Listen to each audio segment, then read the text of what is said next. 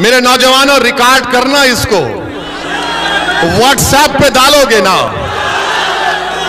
फसाद बुक पे डालोगे, फेसबुक नहीं है, फसाद बुक है, ट्विटर पे डालोगे, इंस्टाग्राम पे, सब पे डालना ये बात, ओवैसी के सवालात।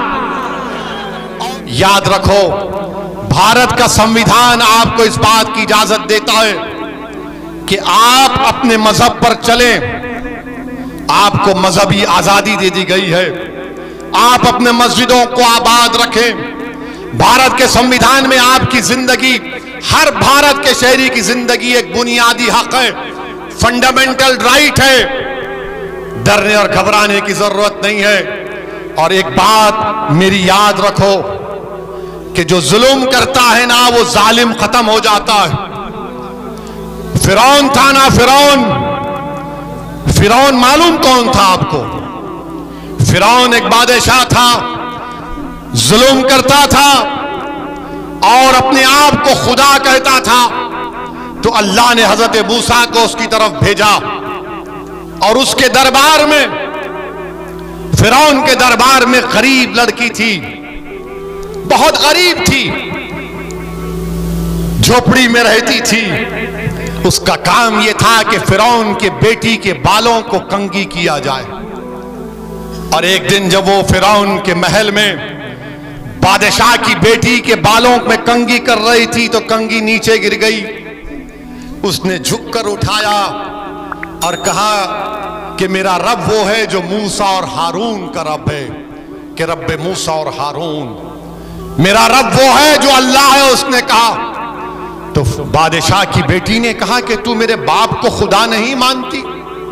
तो उसने कहा, नहीं, मैं उसको खुदा मानती हूं जो तेरे बाप का और तेरा और मेरा वो अल्लाह है, मैं उसको अपना रब मानती हूं।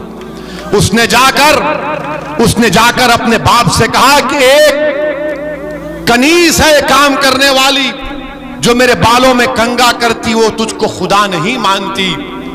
फिरौन ने उसको अपने दरबार में बुलाया। उसके दो बच्चे थे, एक शीरखार बच्चा था और एक 10-11 साल का बच्चा था।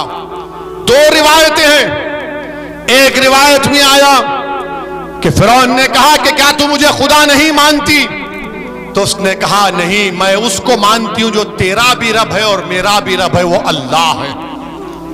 उसने कहा, देख, मैं एक बड़ा तांबे का बर्तन लाया, उसमें तेल डाला और उसको खूब जलाया और कहा कि अगर नहीं मानेगी मुझे खुदा तो तेरे बेटे को उसमें डाल दूंगा, तेरे 10 साल के बेटे को। उसने कहा कि मैं तब भी तुझे अपना रब नहीं मानूंगी, मेरा रब वो है जो तुझे और मुझे और सारी कायनात को बनाया, अल्लाह।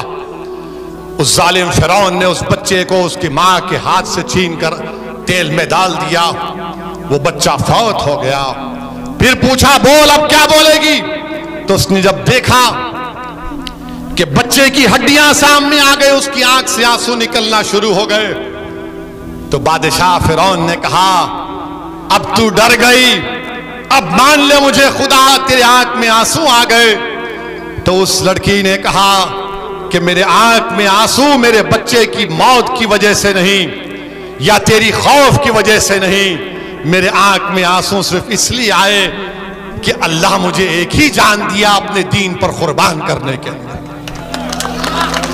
फिरौन ताज्जुब किया और फिर कहा कि तेरे शीरखार बच्चे को ले लूंगा। उसके सीने से छीन लिया गया।